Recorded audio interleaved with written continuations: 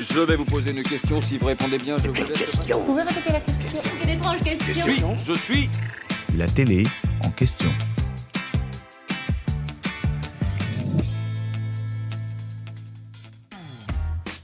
Sans eux, pas d'émission. Dans Les Traîtres, il faut des loyaux et des traîtres. Eh bien oui, c'est quand même le nom du programme.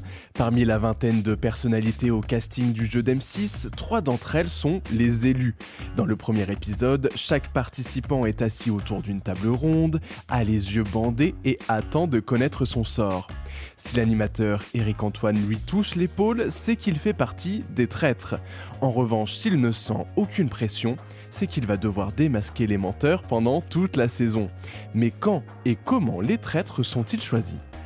Mathieu Chalvignac, le producteur artistique de la société de production Studio 89, rencontre toutes les personnalités avant le tournage afin de se faire son propre avis. La principale qualité qu'il recherche chez elles, l'envie de jouer, évidemment. Ce n'est donc qu'en leur parlant qu'il peut sonder leur motivation. Par ailleurs, un deuxième entretien est déterminant, celui que les téléspectateurs voient à l'écran, orchestré par Éric Antoine.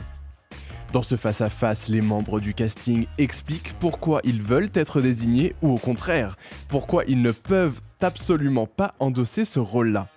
À la fin de chaque entrevue, un débrief entre Éric Antoine, Mathieu Chalvignac et David Warren, le directeur de programme, détermine le trio gagnant. Vous vous en doutez, il y a des tractations internes dans le but de se mettre d'accord. Avant l'enregistrement de l'émission, la production imagine par exemple qui pourrait se glisser dans la peau du méchant de la saison. Mais le rendez-vous avec Éric Antoine peut parfois tout changer. Il suffit qu'une personne ne soit pas à l'aise avec le mensonge pour être retirée de la liste des traîtres potentiels.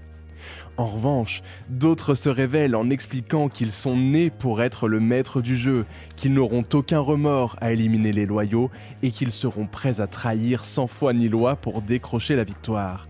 Avec un tel discours, facile de se voir confier le rôle le plus exaltant du jeu. J'espère que cet épisode vous a plu. Si c'est le cas, abonnez-vous sur votre plateforme d'écoute préférée pour retrouver de nouveaux épisodes chaque semaine. Et si vous en voulez plus, découvrez aussi le ciné en question et les séries en question sur les plateformes d'écoute et téléloisirs.fr. À bientôt.